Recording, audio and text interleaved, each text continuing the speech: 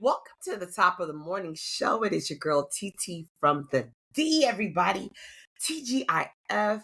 I'm super excited this morning. Why? Because the topic that I got to drop this morning is fire. And I'm going to tell you, I don't think I'm being biased. I had some really, really good conversation with some friends yesterday. And when we got into this thing, I was like, oh, this is a podcast. We can put, as a matter of fact, several different topics that I'm going to be dropping. But this one right here, this one right here is totally appropriate. And we're going to talk about this morning dating. Are you dating correctly? Because some of y'all don't need to be dating at all.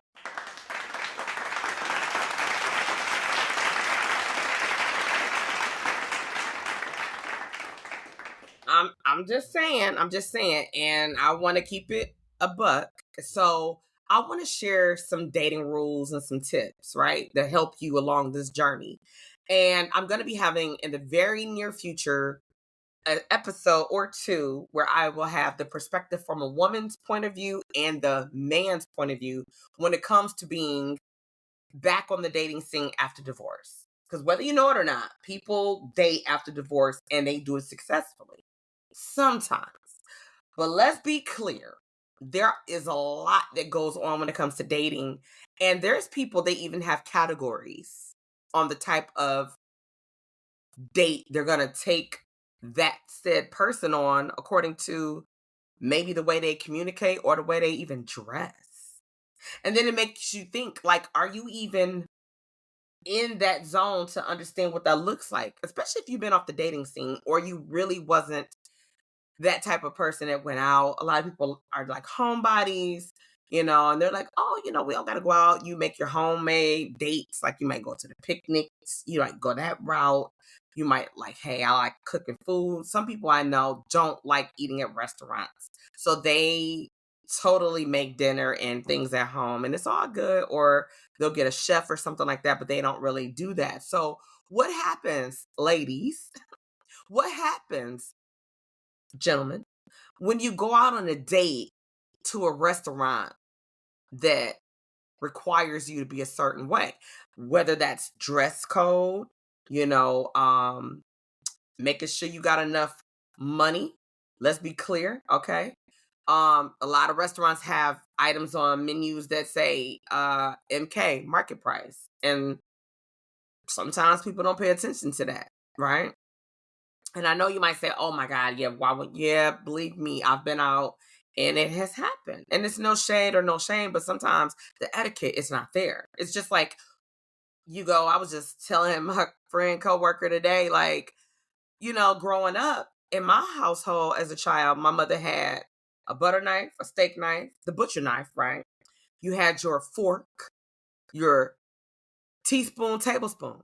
I didn't know that the soup spoon was a certain and we darn sure didn't have no fork for salad.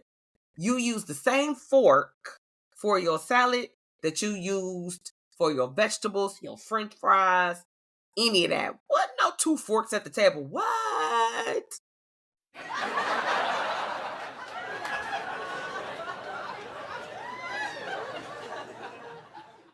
I'm just saying, it really wasn't, right? But I don't have to tell you that dating today is complicated. I don't know if we ladies make it complicated or fellas, y'all make it complicated. I don't know. And then the title thing, it's like, oh my God, you got the toxic relationships, right? You got the one-sided relationship. We in a relationship, but he don't know it. Or she don't know it. Then you have those good old-fashioned situationships, right? You have the exclusive relationships that seem to make people grasp for air, right? And at the end of the day, I think we become really caught up on the road to we're trying to find the one. I think it's safe to say when you're in this dating game, this journey, I think it's just safe to say you're trying to find the one. And frankly, I wish we could take it back to the old school where people actually courted you.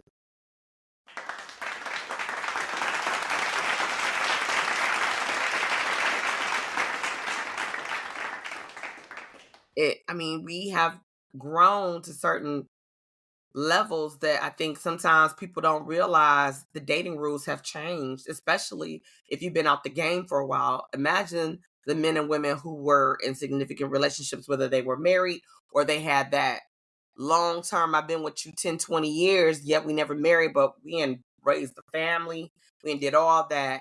We don't date. And then people get in relationships and they stop dating. Like, you still need to date. Let me be clear. You still need to date when you're dating, and especially after you get married.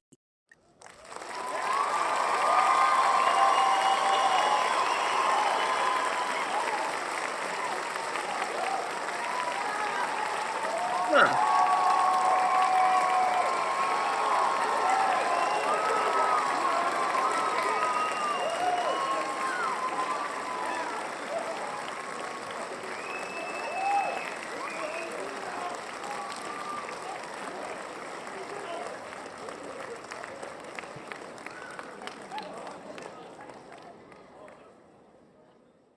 Now, I know somebody somewhere sitting there looking like, okay, TT from the D, you about to hit my pockets because she gonna want to do this, she gonna want to do that, she gonna want to go here, she gonna want to go there. Ladies, you heard me say he gonna say right.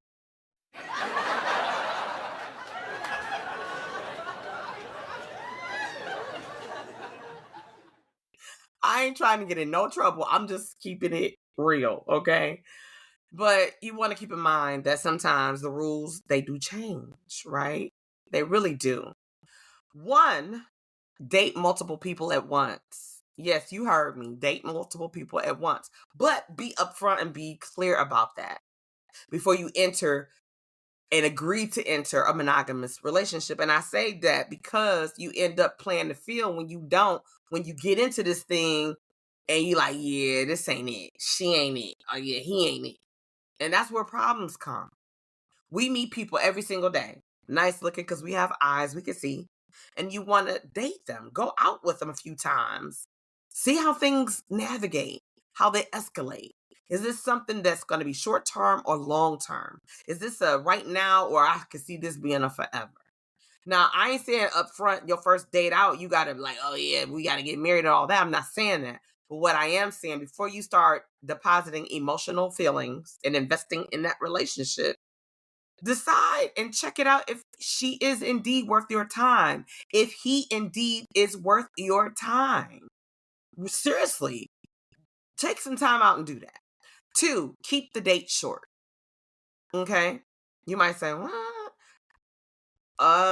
Why? Because who has time to be taking long dates and your brain is like thinking about what am I gonna cook?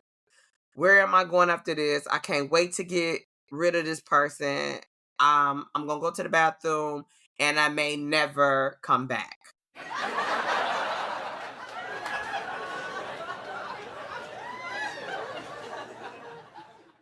I think we all have been in those situations where you like go to the bathroom, tell your friend, hey, I need you to call me in about 10 minutes and tell me something. I'm gonna say, oh my God, it's an emergency. I gotta do X, Y, and Z. Or call me in about so and so, get on this phone call. Oh, I gotta take this and just yeah. I think people have arrived and gotten into that space at one time or another in their life. But it is what it is. 3, be upfront about wanting a relationship if that's what you want. And there's nothing to be gained by hiding the fact that you ultimately are looking for that forever person. Now, if you with somebody that says, I'm not, these are things you talk about on your first few dates. Are you looking for a long term? Or are you looking for a short term? Or are you just trying to see, let's see where this go? And what do you think is the longest that you feel like you need to get to know someone before you decide if this is going to be a titled situation? Are we in a relationship, etc.? And if you worried about telling a potential person you want a relationship and they feeling like, oh my God, you gonna scare them off, then I think that that's the best thing you can do because they're not worth your time. They're not. Number 4, avoid talking about exes on early dates. Don't nobody want to hear about your baby daddy, your baby mama, your ex that won't stop texting you or calling, because guess what? That is going to be a red flag. And if they're smart, they're going to run.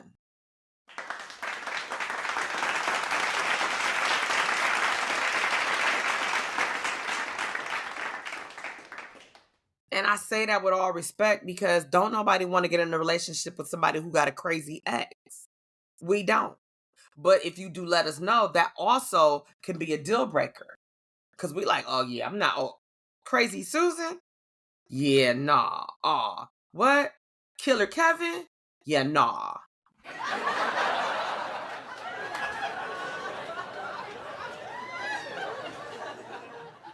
I'm just saying.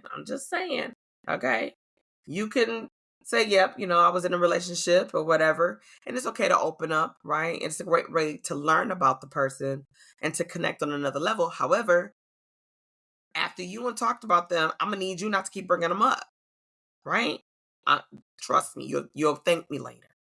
Number 5, pay more attention to follow through the advanced planning, right? What does that mean, TT? I wouldn't write off somebody based on how far in advance they initiated a date. Some people are great planners. Okay, so they might say, hey, let's just say it's August, right? It's Friday. Hey, it's a concert coming in January at the so-and-so theater. Would you like to go? That's a great way to plan because you got to get tickets. You may know, what's the atmosphere? You want to think about, okay, are we going to do dinner before this concert or this event or after? Will there be time? Are we going to meet there? And what is the plans after? The more you know, the better it is to plan. I promise you. And a lot of cases that could get you on these categorized dates, you know how to dress. Number 6, don't feel obligated to send a thank you text. You don't have to, but for me, I think it's a nice taste to be left in someone's mouth. I think so. And if you gotta debate if you're gonna do it or if you're not, then don't. But if you think like, you know what, I don't got a problem with that, and it can be short and sweet. I'm not telling you to write a dissertation, but you can really say, I really had a great time on my date. I look forward to the next one. Or, it took a lot of, depending on what it is, you could say, wow, I could tell you took a lot of thought and process, and I hope that you enjoyed yourself because I really did. Right? Okay. If you worried about that, you feel like, I don't want to get on their nerves, don't overthink it. Just say, I had a great time and I'm looking forward to the next time. If they say, oh yeah, I'm glad you did, me too, or you know what, I did too, I'm looking forward to the next time too, then whoever gonna make the move, period. Number 7, give them 2 weeks to reach out again. Some people be like, oh my God, I went on a date with him and we went out last week and he ain't called me or she ain't called me. Even after a great date, friend, they might need time to figure out process, especially if they just got out of a relationship. Do I see this going somewhere? If you clingy or I don't know, I don't want to, they seem like they trying to go. 2 weeks is plenty of time for a person to decide whether they want to see you again or they don't. Okay? And if they follow up, great. If they don't, hey, it's cool. Right? Waiting a week to send a word text like, hey, is very different from reaching out 10 days after saying, hey, things have been hectic at work, but I'd love to see you again. Are you free next week? Remember, however they choose to pursue you is going to be way more important than the few little things that they may say or may not say.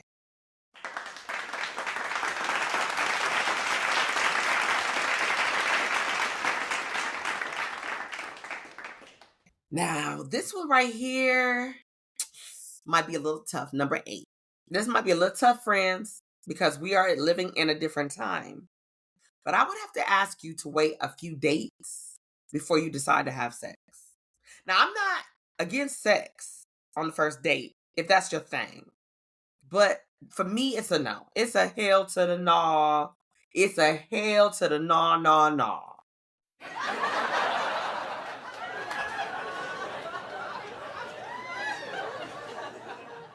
And I say that because in my journey of life, at this age I'm married, so I'm not worried about that whole dating thing outside of my dating my husband. But it's like, it's a no. I want you to be interested in me. Because I used to say this. I'm going to say this and say what you like. I always said, if you could be intimate with me mentally and spiritually and emotionally, then I know you know how to hit those sheets physically.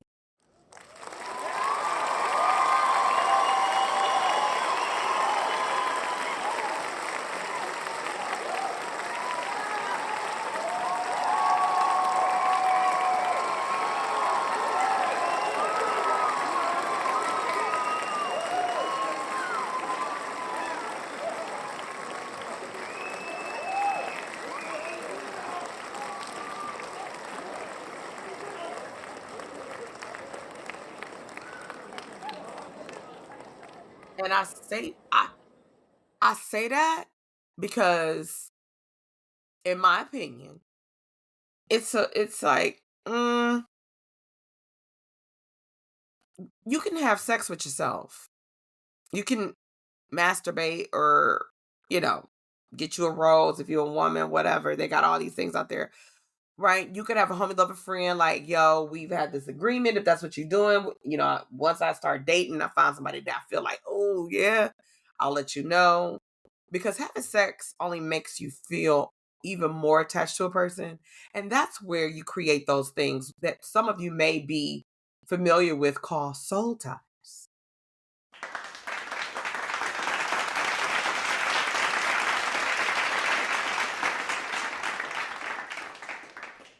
And nobody wants a soul tie to a person that they're not even thinking about spending no time with. You're giving a very special, intimate part of yourself away every time you lay down and allow someone to enter your body or allow yourself to enter someone's body. Okay? Number 9, don't freak out about who pays. Now, I know we in the 200,000s, 2020s, right? Right? But stop forcing the man needs to pay all the time. I will say it's nice when a man pays. Absolutely. But I too enjoy buying dinner, breakfast, brunch, lunch. I too enjoy that. Or I like to leave a tip. That's me. And maybe that's because I'm married and I'm with my husband and our money is our money, right? It's ours. Like we are one. However, you know, I got my cards, he got his cards, and it's whoever gets on the table, whatever it looks like, right? But assuming that someone is going to pay, I think some people now, some of y'all might be like, nah, TT, the dude should always pay. And to each his own. But I guess I come from that before I got married. And before I was in my serious relationship previously, before my husband, with my older son's father. Prior to him, I was very independent. And I was raised that way. To take care of your own self. Don't expect nothing from nobody. Because if you ain't got it, I got it. And maybe I don't know your pockets. What I want, I want. Let me be clear. So I might want a great fish. I love branzino, right? I love salmon and things like that. And I like a great white fish. But maybe branzino ain't in your budget. I don't know. I'm not gonna look at you and be like, he can't even. I'm not gonna do that. I'm about what I want. I'm about what I want. Now, as I start to order my stuff, because I'm not assuming you're paying, I'm prepared. Let me be clear. I'm prepared to buy my own stuff.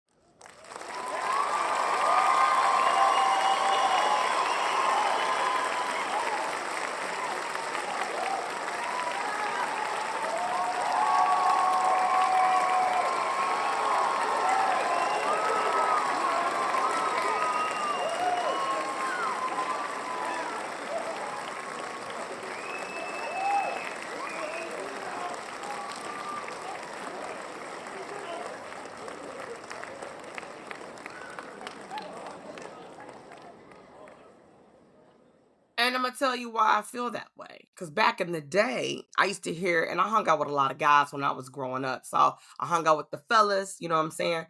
However, I would listen, and it's like, if a man took you, well, it was really boys because we were like young teenagers. If a boy took you to Red Lobster, they like, oh, if she ordering a whole entree and this and that, oh, she giving this up. I'm like, boy, bye. That's 1999, and ain't nobody getting no kitty cat for 1999.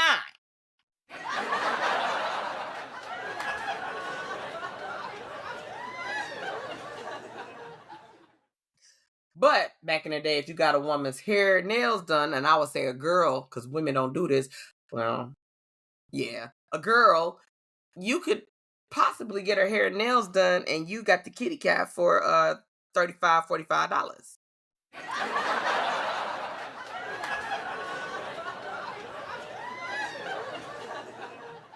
But all seriousness, we got to do better. We got to do better. Don't worry about who taking care of the bill. Some people now, I got some friends that's like, absolutely, will I not pay for the bill if I'm going out on a date?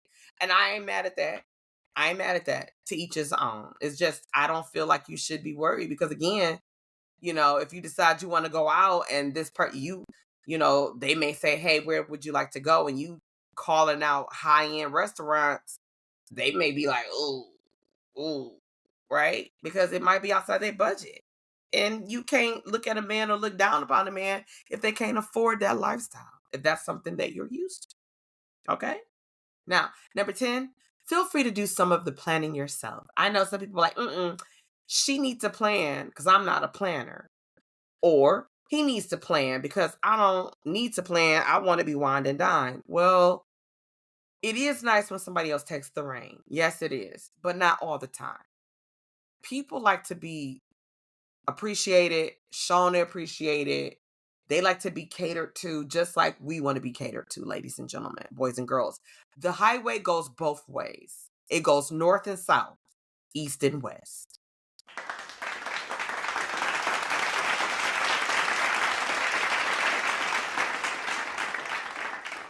So if you want to make the first move and ask somebody out, go right ahead. Why not?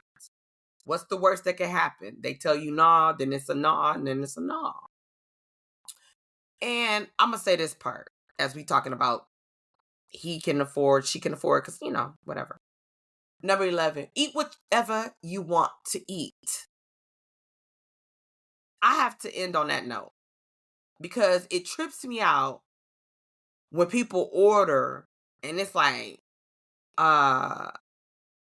you might have heard this. Always order a salad, but never finish your plate. And never bring home food because a lady is not supposed to. Well, I must not be a lady because, baby, I'm going to finish my food and I'm bringing me home a carryout that might turn into lunch tomorrow.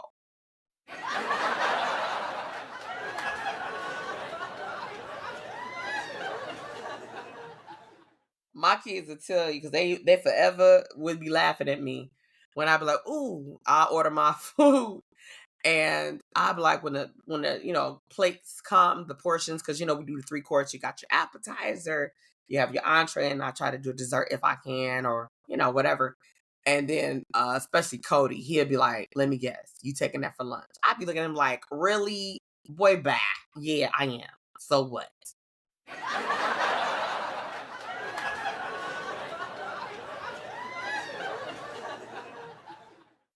And it don't matter who paying, right? But eat whatever you want. Enjoy a meal when you go out and break bread with somebody. Take time while you're having this date. Let me give you a little jewel. Have a mindful meal with the person that you're dating. If you don't know what that looks like and what that really stands for, look it up. Mindfulness. Stop rushing through time and dates and even time with yourself. Make time. Enjoy not only breaking bread with other people, whether they're a platonic friend, same sex friend, relative, date, whatever. Enjoy having mindful moments and meals with yourself. Well, that's all I got for you on this beautiful Friday. It's going to be an amazing Friday. If you are in the D, stop down in Eastern Market. I'll be hosting one of the black carpet events from 6 to 8 p.m. tonight. It's going to be a time had. It starts at 12 p.m. They're going to have so many, and I mean many, amazing people out there on today. And you don't want to miss the opportunity when I tell you it's the Health is Wealth Detroit. And it's starting at noon, right? You're going to have amazing people. Shout out to Dexter Sullivan and Tiffany Johnson. They are simply amazing. You're going to have people in the building like Mary Sheffield, who is the Detroit City Council president. You're going to have Reverend Dr. Wendell Anthony in the building. You're going to have Bishop Chu in the building. You're going to have Janice Winfrey, who is Detroit City Clerk.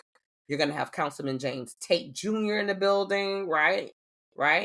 You're going to have Brandon Rose and Soul Therapy in the building, right? You'll have Dr. Eddie Connor in the building. You'll have TT from the D in the building.